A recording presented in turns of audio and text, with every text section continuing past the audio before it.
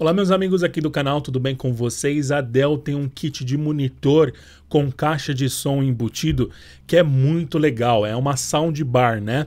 Eu vou aproveitar para deixar o link de referência desse kit aí na descrição, tá bom? Os preços mais baratinhos que consegui encontrar aqui pro Brasil. Quem quiser dar uma acessada, uma conferida, ver todos os detalhes, confere a ficha técnica, tá bom? E se você adquirir esse kit ou se você já tiver ele, deixa aqui nos comentários também os pontos positivos, os pontos negativos, tudo que você curtiu, o que você não curtiu.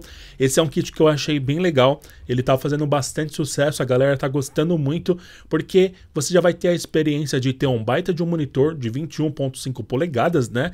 Esse é um monitor bem grande e essa linha da Dell, pessoal, é uma linha com um designer sensacional e qualidade de cor, assim, incrível. São bordas extremamente finas, para você que trabalha com edição de fotografia, edição de vídeo, né, para você que consome muito conteúdo, seja estudando. Hoje em dia a galera tá fazendo muito home office, né? Então você ter um monitor de bastante qualidade é bom para você também se sentir mais confortável aí nas tarefas do dia a dia. E quem trabalha muito tempo na frente também do monitor, é importante que ele te traga bastante conforto para você conseguir manter a sua produtividade durante a rotina pesada aí, né?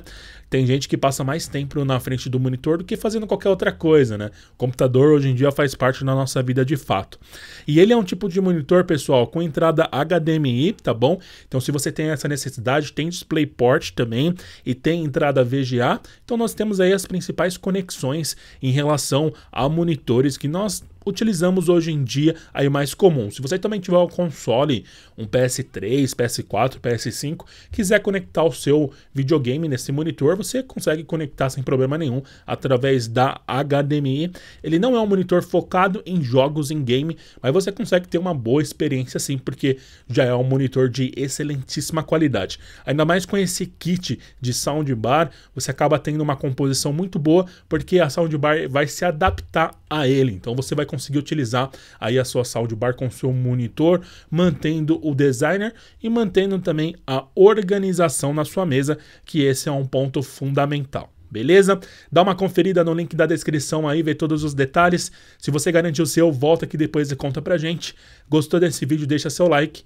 Aproveita para se inscrever aqui no canal e ativa o sininho também para você poder receber notificação sempre que tiver vídeo novo por aqui. Muito obrigado e até um próximo vídeo aqui do canal. Tchau, tchau!